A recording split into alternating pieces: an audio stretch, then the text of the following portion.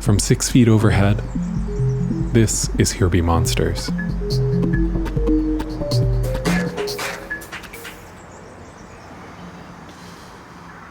So Vincent, what do you want to happen to your body after you die?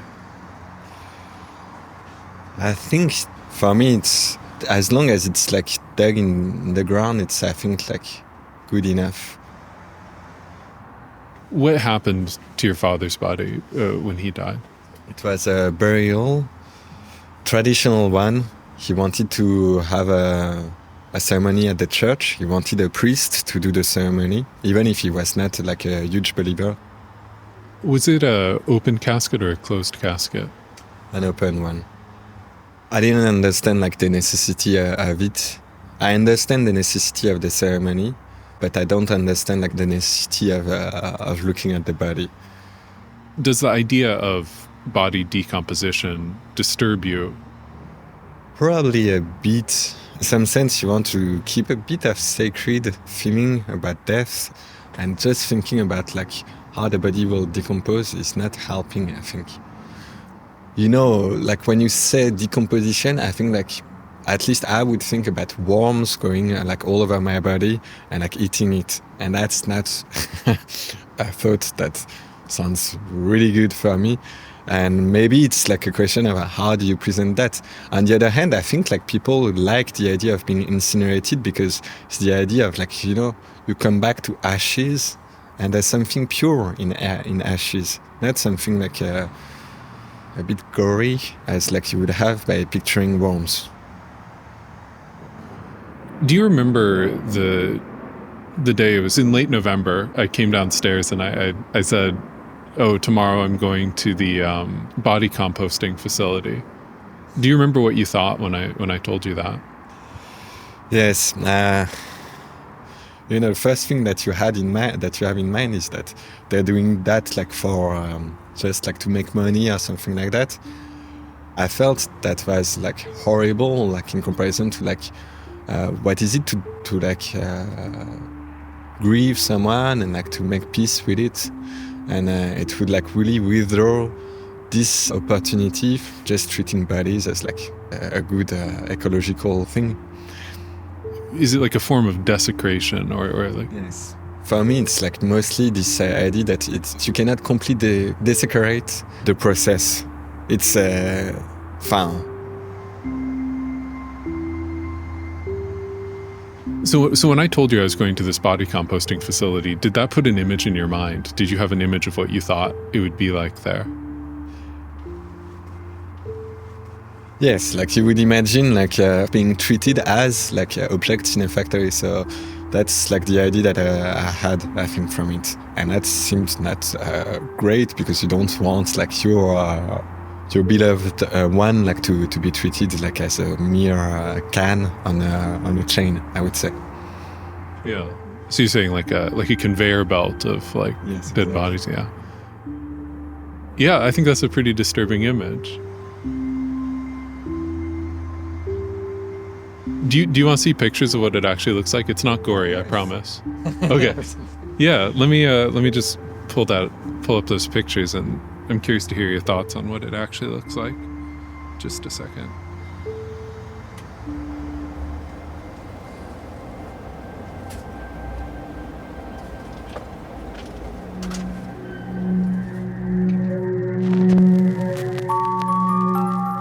Here Be Monsters, the podcast about what we're leaving behind. The podcast about the unknown.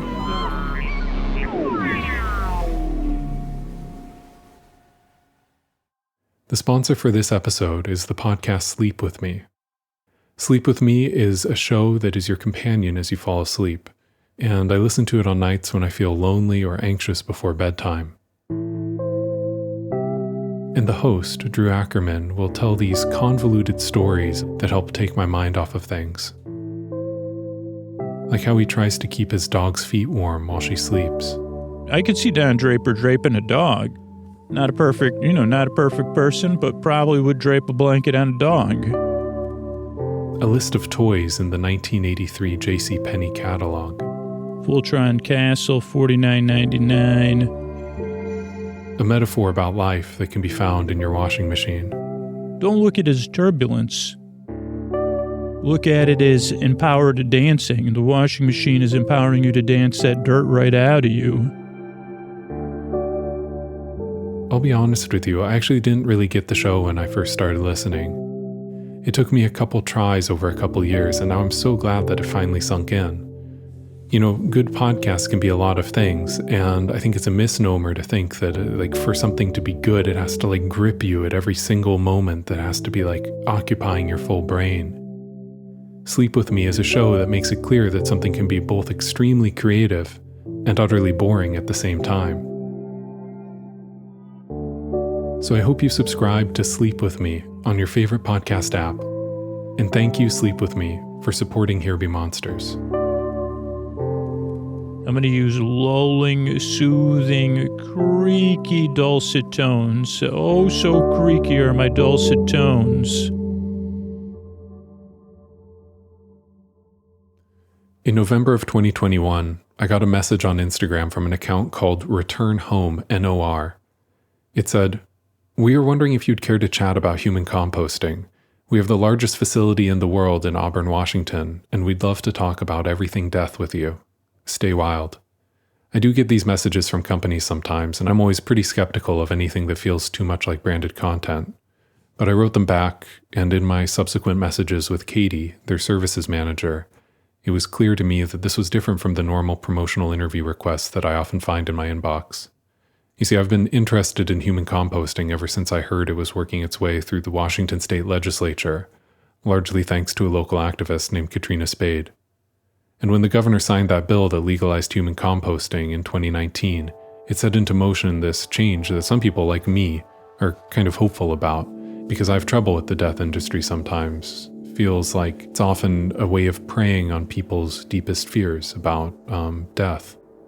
My conversations with Katie were interesting, and I could tell that she thought about the ethics of this stuff a lot, thought about what tradition meant and what it meant to die. So in the end, curiosity got the better of me, and I borrowed a friend's car. I packed some microphones, my recorder, a really thick KN95 mask, and then I drove about 45 minutes south of Seattle so I could see what Katie and her colleagues are doing in their facility.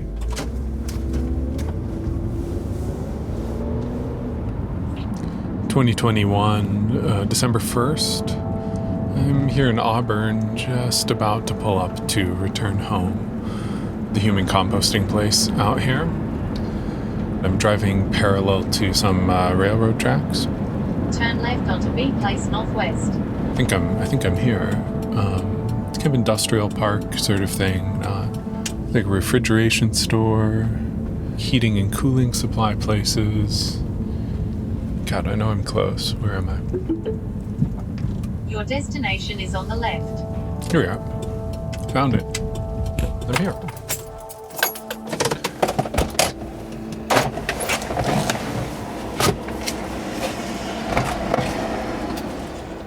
Test, test. Test, test. That's good. I see someone over there looking at me.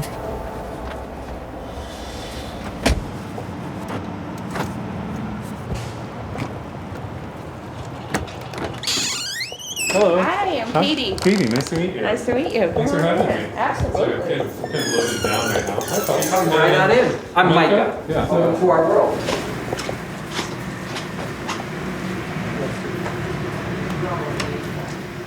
So, can you introduce yourself, tell me your title and what you do here? Yeah. I'm Katie Houston. I am services manager here at Return Home, licensed funeral director and embalmer. I've been licensed in Washington for 8 years, I think, and previously in England.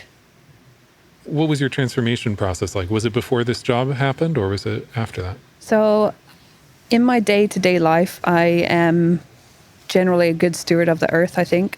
And then I was going to work and I was pumping people full of formaldehyde and putting them in very expensive boxes. And it didn't line up for me anymore. And then Micah and Return Home came along, and I thought, this is my opportunity for my personal life to match up with my professional life, and also a chance for me to put my heart into something that will kind of ignite my passion again because I was burning out in traditional death care.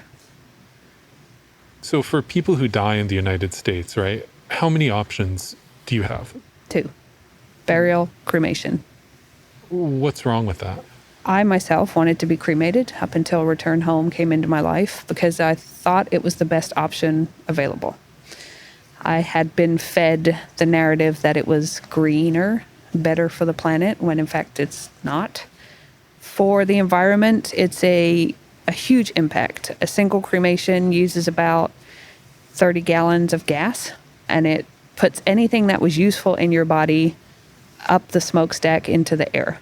And you are left with an inert substance that you can't really do anything with. And then burial, you're putting someone in a sealed metal or wood box inside a concrete liner in the ground where you will take up land in perpetuity. Those bodies don't break down? They do eventually, but they're generally encased in a coffin or a casket and then encased in a vault or a liner, so they kind of break down to a soup that stays in that vault or liner. Why do we do that? Why do we do it? We don't know any different. I always call tradition peer pressure from dead people. And I think that's what it is. It's your grandma did it and their grandma did it, so you're going to do it. And if you don't know, or if you're not taught any different, when you lose a loved one and you're faced with planning something for them, you fall back on what you've always known.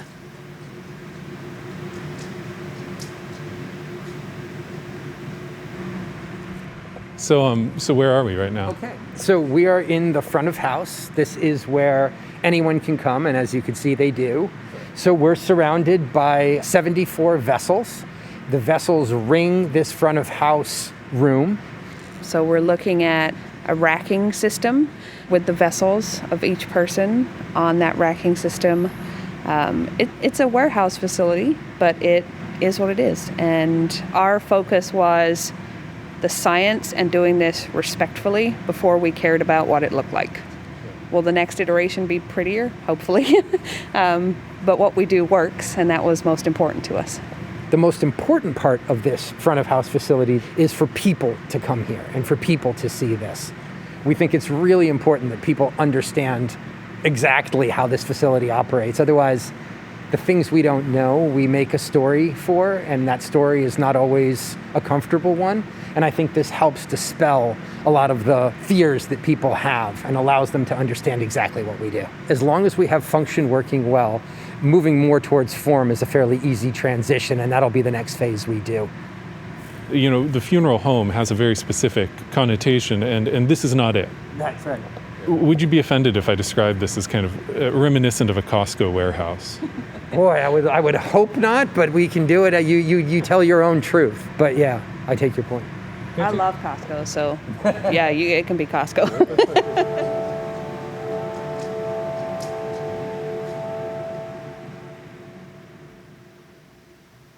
Can you kind of walk me through the process of what happens when someone reaches out to you and says, we have a person who's expressed interest in going through the process of human composting? Yeah, so we are a fully licensed funeral home, which means we can take you from start to finish. We do partner with local funeral homes, so if you have a funeral home of your choice, you're more than welcome to use them. But we are able to dispatch people to pick the person up and bring them into our care. Once they're in our care, everyone is given a bath. They're dressed in a compostable garment that is pressed cotton. It's like a very fluffy kind of robe, basically. And then they would go into refrigeration until we have permits and authorizations signed by the family. We make decisions like how many death certificates they want. Do they want to put an obituary on our website? Do they want to be here for the laying in of their person in the vessel? What kind of things they want to put in their vessel with them? Yeah, they can kind of make it whatever they want to. So if they want to come and help us do the bathing, wash their hair, put the garments on them, then they are more than welcome. And then it would go to the laying in ceremony where the person is laid on the organics in the vessel, and then the vessel is open for their family to say their goodbyes and place with them what they wish. They can place whatever they want in there that's organic. We usually say if it can go through our gut, it can go in the vessel. What are some of those things that people bring? My favorite so far has been a family poured a bottle of champagne in. There's been candies, flowers. Some lady went in with a pumpkin muffin from Starbucks. It was great. In the end of that ceremony, do you put the lid on and put them on the rack? Yes, we put the lid on and we place them in their spot on the rack. We have a gong. We hit the gong, we say the person's name, and we wish them a good journey. And we do that in order to kind of push our staff to take 10 seconds to think about that person, their life, what they gave to us in their lifetime, so that we don't forget that these are people. So once they're placing their vessel on the rack, it's 30 days in this front of house section. And they're really just kind of left to do what their body was made to do, which is break down. The only thing we do is about week 3, we rotate the vessel, and then they're put back on the racking system. And after that, they go to what we call screening, which is when we would upend the vessel, and what is left is compost and the inorganics. So implants, stents, any kind of hardware that's in the body that we'll remove. Those are recycled. There's some bone left that we pulverize just like they do after cremation. And then that bone is placed back in the compost, and it sits for about another 30 days to cool down on off gas. And then it's ready for the family to pick up. And that's the whole process. That's the whole process. It's a lot of soil, right? It is. It's roughly 500 pounds. And I thought that people would take less of it than I'm finding they are. More people than I thought are taking the entire amount. And they're sharing it out, which is, it's kind of cool to me. What do you do with the stuff that people don't claim? We have an 8-acre greenbelt property about 5 miles from our facility by a public trail and park.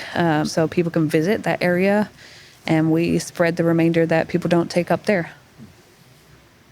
Is human composting good business? Yeah. Yeah. Yeah. It is a business, and we have to operate as one to survive. And at capacity, we will be doing fine.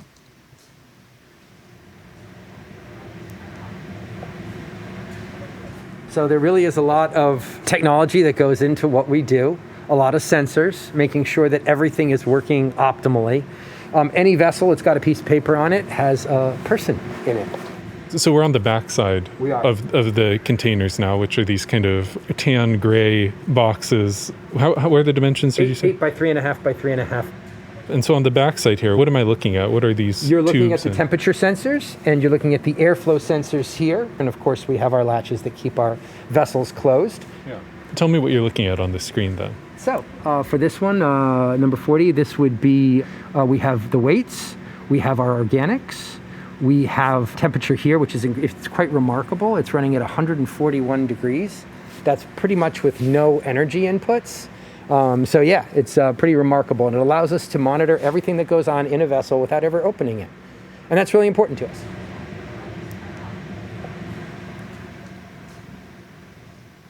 My name is Micah Truman. I'm the CEO of Return Home. I put together the teams that developed the science, technology, and ultimately built the facility. So that's sort of what I've done obsessively for the last 3 years. Prior to that, I was working in a finance company. We raised capital. So it was quite a significant pivot from what I did previously to what I do now. When was it that you had first found out about natural organic reduction? I found out in the very early days. Katrina Spade was the person that really was the original messenger. Katrina Spade runs a company called Recompose. They have a facility also in Kent. She has been a titan, really pushed this forward over these last years, pushed it through the legislation. There were others, but she was certainly a big one. And it was through that I heard about this movement. Is it common practice if you see someone who's doing something that's like good for the world, the market hasn't been saturated by it, and you say, I can do that better? Is that common practice then to be like, go off and make your own company that does it? Is the question then that I saw Katrina and then decided I'll try to do it better? Yeah. Not quite. My belief is that this model really needs to grow, and it needs to go across the country, and it needs to be available to everyone as quickly as we can. And I think it's really easy to see business as rapacious in a way, because of course our obsession with growth is also what destroys us, right? But in this particular case, we have to be able to show the world that we can do it, and then we have to be able to give it to them. Otherwise, we're just a boutique. The fact that we have these companies opening means we're going to have an industry. This is going to have to be done by a group of companies. There is so much to be done. If this industry is good, there's going to be all kinds of competitors. It indicates health in our sector. The skill that I have is to build and scale companies. It's what I know how to do. The bigger that this movement gets, the bigger these companies become, the better the world is for it. And I, honest to God, don't know many other industries or companies where that's the case. Do you ever feel like imposter syndrome at the funeral directors conference? Hell yes. So I don't think it means imposter like, oh, I think I'm unqualified. I do think I'm qualified, and I think we've done a good job. But it's like I feel like I come from a different universe than the traditional funeral industry. That's true. It's a very different world. So I remember going to the funeral directors conference in like 2018. And, you know, they were all doing their thing. And, you know, like the last night when everyone's having a couple drinks and there's a band and everyone had a couple pops. And I was sitting next to a young funeral director. And she looked at me and she went, "Are you really serious about this?" And I was like, "Yeah, you know, I think this is really something that's important." She goes, "I really don't like this. I'm worried about this." And I was like, "Why? I mean, the law's about to pass. Like, this looks great." And she goes, "Because nothing is proven. And a bunch of entrepreneurs are going to come in. They're going to try it. It's not necessarily going to work. They're going to go on and make a dog walking app or whatever it is they do after being a serial entrepreneur. And we in the funeral industry have to pick up the pieces." And that really hit me. Okay. So, yep. Now we're going to start going to the middle. It's a lot quieter back here, huh? Yeah. So this is, as we said, a two-phase process. In the first phase, the first 30 days, the body is completely transformed into soil. And in the second phase, the soil needs to rest and breathe for a month. It's the same as any other composting system. And so here is where that happens. Can you give me the visual of this room now? Katie's better at this than me. So similar racking system to the front. And we have cubes that are blue in color, plastic, that the compost sits in individually, where we can monitor the temperature of it for the next month. And you'll notice something cool. You might want to pull off your mask for a second and breathe, but you can smell something. Well, is there a soil smell? Usually there is. Not really. Very slight. Yeah. Very slight. And it smells earthy, right? And what's really cool is if you look, we're not plugged into any systems here. The body has been completely transformed into soil. There isn't odor. We don't need to filter it. We don't need to do anything. So it's kind of cool. I wonder if when people first hear of it, they think there's just a compost heap out back with a bunch of body parts in it and bugs and worms. People think bugs and smell. Yeah. I noticed the branding on your website is very tree focused. Yes. A lot of what I heard in traditional service was, you know, don't embalm me and bury me, just put me out under a tree or something like that. And the reality is that's not obtainable for most people. Washington State, you have to register that area as a cemetery, and then you cannot sell that land. And you have to, if you sell the property with it, you have to declare that that is a cemetery. And that's an issue for most people when they sell their house if grandpa is buried in the backyard. But you can be turned into soil and then put with a tree somewhere. Or you can be put with a plant. And this, I think, appeals to people who generally are plant people or good stewards of the earth, or, you know, have their hands in the dirt a lot during their life. So that's the image we went with. You know, you threw around the term natural organic reduction. Yes. What is that, and why is that term sometimes used? That is the legal definition of what we do. So in all of our state laws, it's referred to as natural organic reduction. So the legal word is NOR, natural organic reduction. The colloquial term would be human composting. Right. And the return home term is terramation. Correct. Did I get that all right? Yep. Why that term?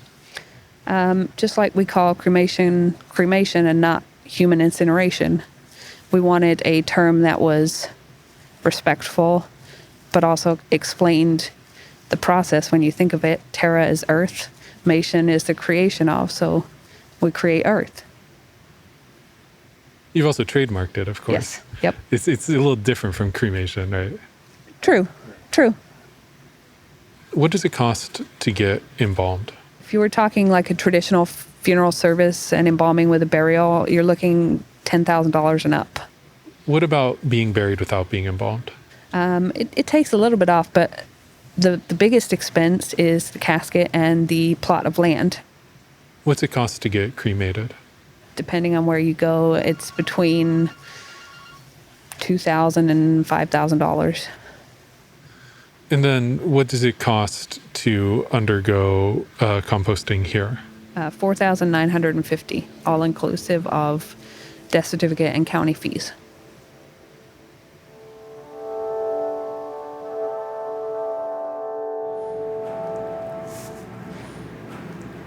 So tell me what we're looking at now. This is piggy compost. So this is compost from one of the pigs that we tested on. So as you can see, it's pretty uniform looking, almost beauty bark texture. You run a hand through it? It's okay if I... Oh, yeah. So slightly moist. Yep. Really fine texture.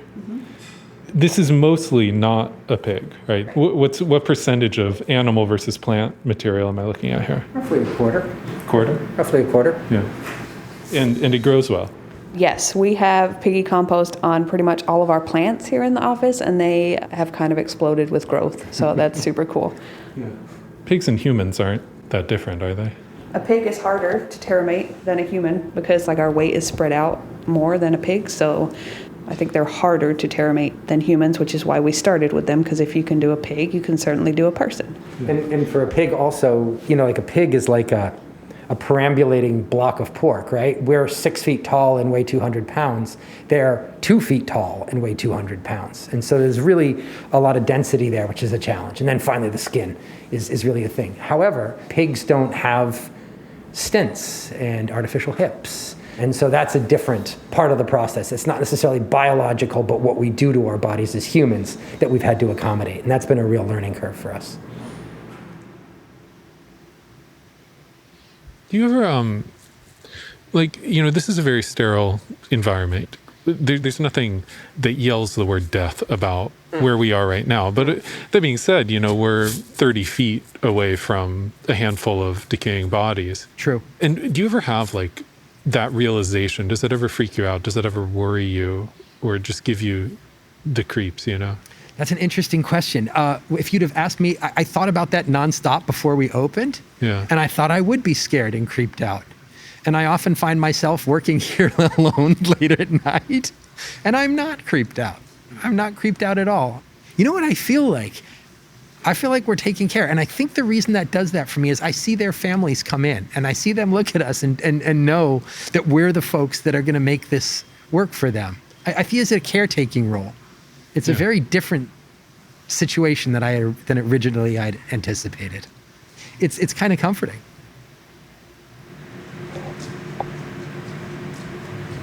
Is it okay to tap it, or is that? Yeah. Micah, where do you buy a gong? Craigslist. Could you give me a medium loud hit? Well, the way I like to hit it is this.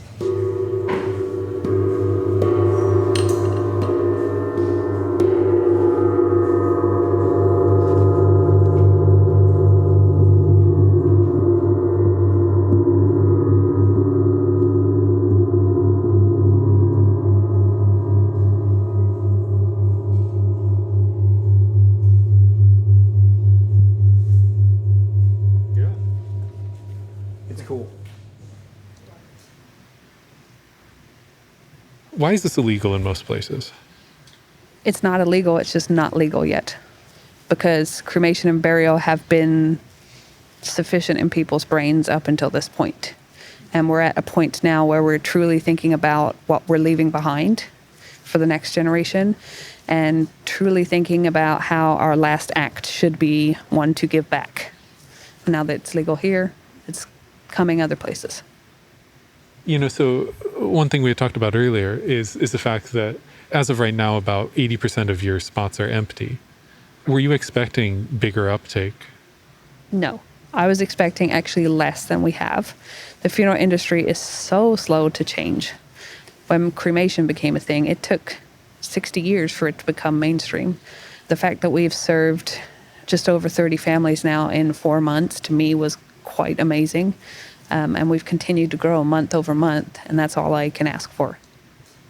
No one wants to really accept their own mortality, but we are going to die, all of us. And if we don't have a conversation about it, I think the people that are left behind are left with difficult questions to answer. We have to make a choice at the end of someone's life to do something. All of them have their own ick factor. It's just what ick factor you're comfortable with. We don't know the ick factor of cremation, burial, and embalming as a general public. So it seems more acceptable to us. And I think when people actually see this and they realize there is no smell, there is nothing done to the body that is degrading in any way, and what you get back at the end is life-giving soil that allows you to live on, essentially, I think the ick factor goes away.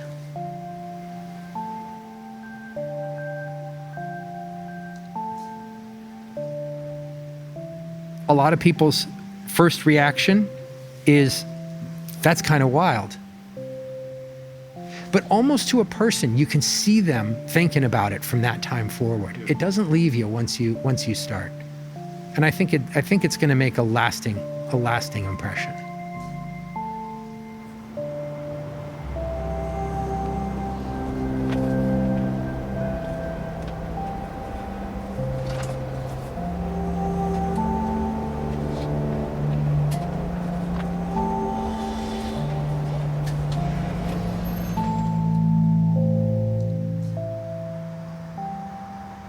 What is it to grieve someone and like to make peace with it?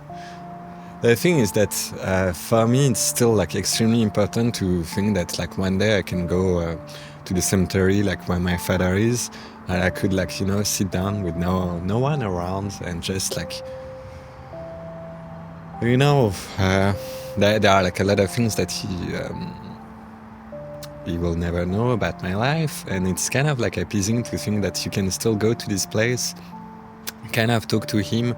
Having the illusion that you could do that helps a bit, like, yeah. And so this idea of like letting the bodies decompose can be a good idea if you are able like to let them have the space to process this whole idea in accordance with tradition. Maybe it's just a question of time to get used to like this idea, but hopefully like they can still think about it in a potentially sacred way in some sense.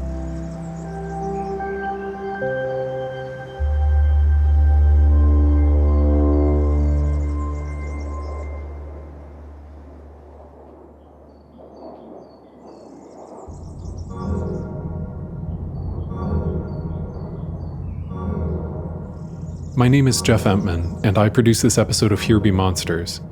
The voices you heard on this episode were from Vincent Roulet, who is a mathematician, a musician, and also my roommate.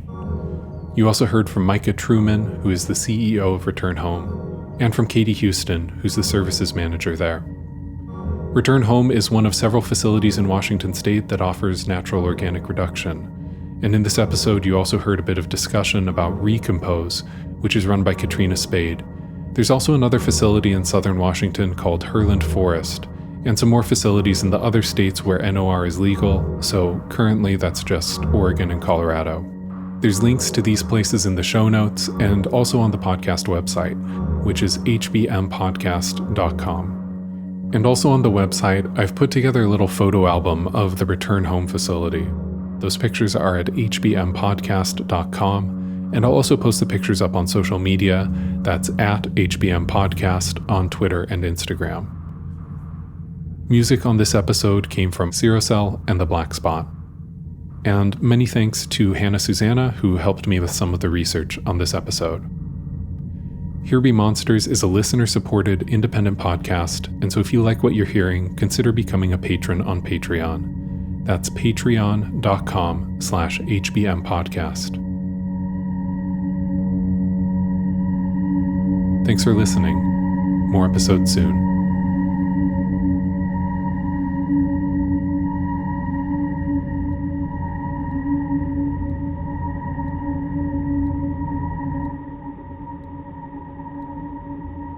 Here.